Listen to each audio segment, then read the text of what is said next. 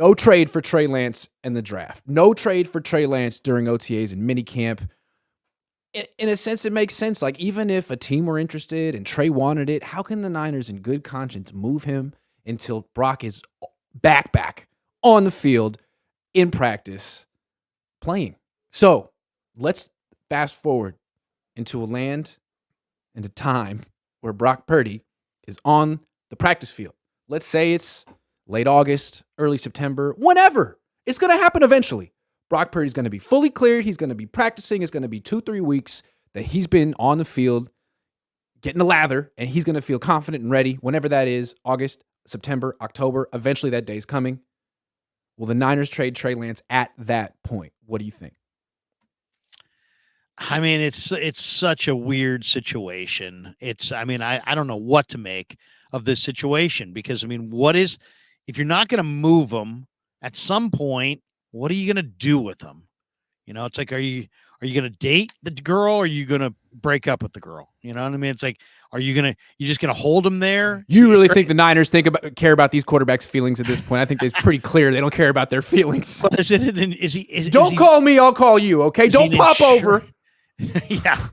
No popovers. Don't pop over. I'm going to call you, okay? But is he insurance? I mean, can you say you love a player and then keep him as insurance at this point? Do they even say they love him, or do they say they like the guy he is? We've talked about that, right? They love the guy he is. I think he is insurance, Larry. I think you're right. I will say this though. I mean, I know this. I'm trying to put my head around this thing, trying to get my understanding of how do I actually feel about this? Where is this going? And I went and looked at every Hall of Fame quarterback, and they all started slow, Grant. I mean, for every Marino or Russell or Brady or Mahomes, there's like the rest of the Hall of Famers all were not good initially. And then when you look at Trey's first couple of years, not only does it not look bad, it looks pretty good. It looks pretty good. Especially compared to other quarterbacks who are 21 and 22. Yeah. You know what I'm saying? It looks pretty good compared to there's all kinds of guys who weren't good initially that became good. So it became great, became Hall of Famer. Kirk Cousins, not Hall of Famer, but he wasn't good initially. He wasn't really good until he was 27. Hall of Famers. I mean, talking about the best quarterbacks that ever played the game. Steve Young. Joe Montana wasn't great. Yeah, absolutely. Yeah. You know, so I for that reason I'd be too afraid to move Lance. Yeah. But the one thing that the Niners have going on here that those teams didn't have is the cap. So then the question is, how long can you keep Trey on your cap? And so how does that work? So what's he pulling this year? Because it's going to be significantly more next year, right? Yeah, it's 10, but if you get rid of him, I think you save about $3.7 million against the cap this year if you get rid of him. But the rub is that, let's say Brock misses any time and Sam Darnold starts some games, then he would trigger some bonuses and you might end up having to pay him more money. So there's not necessarily a financial reason to get rid of Trey Lance at this point. The only way I'm moving Trey Lance is if Purdy is healthy, Darnold and Allen are operating your system well, and Trey looks like he's regressing or just plateauing. If he's and that hasn't happened yet. No, it hasn't happened yet. I think in my mind, and I went back and looked at my notes and went through some of the stuff that I read other people's evaluations and looked at what I looked at in the video that I shot. I think Trey Lance does look a little bit improved. Now, it's all kind of hollow because it's practice.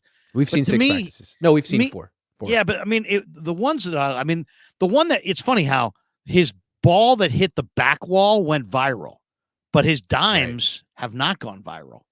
Where it feel like in the past, his errant throws were nowhere to be found, and his dimes were everywhere you looked. Right. And that to me sounds like orchestration, but I won't go there as much as just what I saw. The one pass that I was like, wow, now there's growth. And I might've been standing right next to you. It was like a 3rd and 8 ball. And he threw it kind of mid end zone to the left between a sea of hands, but it was just had loft and it was perfect. And it was the kind of throw that he just did not make last year. Yeah. And to me, A that quick was the stroke. growth. It had touch. It was layered. Yeah, exactly. So he Yeah, wasn't you've seen that doing too. Like his short throws, the stuff behind the line of scrimmage and the stuff in the 0 to 10 range, it's coming out much softer and Yeah, also he's quicker. yeah, exactly. Well, Yeah. it's timing, touch, accuracy. He's taking a little off. We didn't see that last year. We saw harder, Yep. and Yep. rockets in the flat, rocket line drives. Now we're seeing layered throws. Also, the motion's better. Yeah. The ball is better.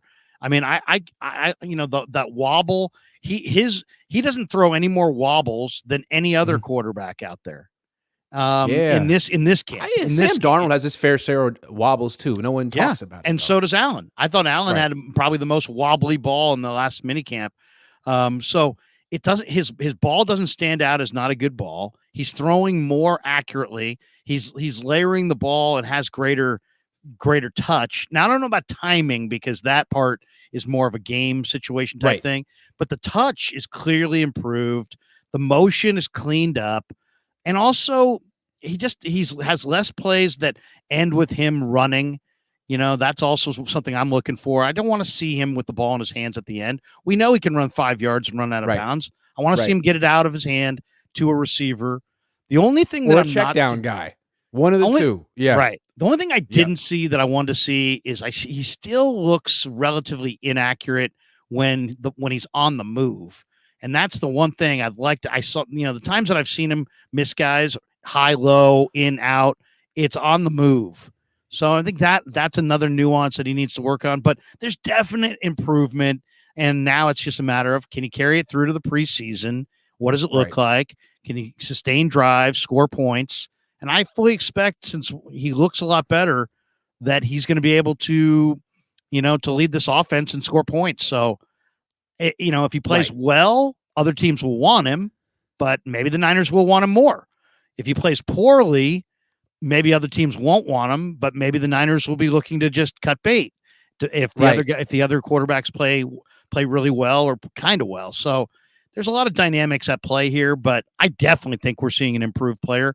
And I think I would not be surprised, Grant, if we get to the preseason and all of the quarterbacks play pretty well. And then the idea that guys are going to play really poorly, I don't know that we're going to see that. I think we're going to see the Niner quarterbacks play well and make it a very hard decision. Okay. So even if they start Brock Purdy week 1 and they like Trey, like even if he's improving, he's more confident, everything you just said is true, they still decide to go with Brock week 1 off of very little offseason. And let's say Trey isn't happy with that and goes to the Niners and says, look, guys, I've been a nice guy. Please, pretty please, privately, trade me. Come on, you want Brock? Great. Trade me. I still don't think the Niners can do it. I think they can say, look, man, we love you. We'd love to make you happy, but that's not in our best interest. Because even though we prefer Brock to you, we don't know that Brock can stay healthy for more than 8 games. We don't know that we can keep any of our quarterbacks healthy.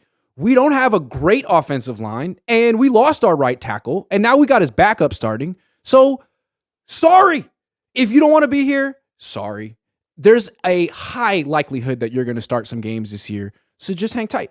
I think, and I don't know that he has requested a trade, but if that comes to pass, I think that's what the Niners have to say. Like, we can't trade you. We need you as our backup quarterback, even if we like Brock better than you, because we still don't even know that much about Brock.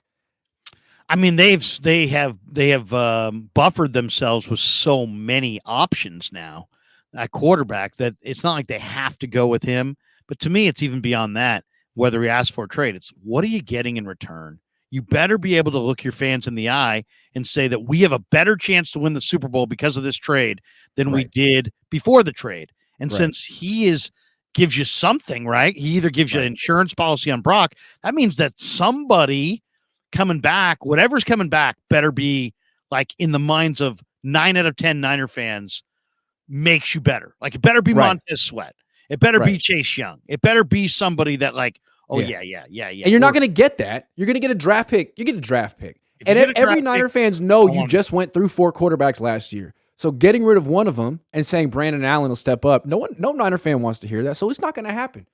Maybe to Trey's chagrin, sorry. But again, what I would say to Trey, if he was privately feeling a little down, like, hey, I don't even have a chance. They're going to just rush this Brock back and he doesn't even have to compete and he's going to start. Yeah, it's messed up, man. It's not fair. But you know what? You're probably going to start at some point this year. So be ready. Be ready. It could be week 2. It could be week 13. Jimmy was ready. Brock was ready. Now you got to be ready. And you don't know when that week is coming, but you just know it's coming. That's it. That's it. You gotta have you bet you need options. You can't just move off of a quarterback like this because if you move off of them for nothing, if you're really talking about a draft pick, well, here comes the criticism. Look what you invested. Look what you got. If you move off of them for a difference-making edge rusher, and that guy goes and has a great year, nobody's going to care at the end of the year if Montez Sweat's a free agent or Chase Young. It's all about winning the Super Bowl. It's about looking your fans in the eye. I don't think you can do it if you just hand them over.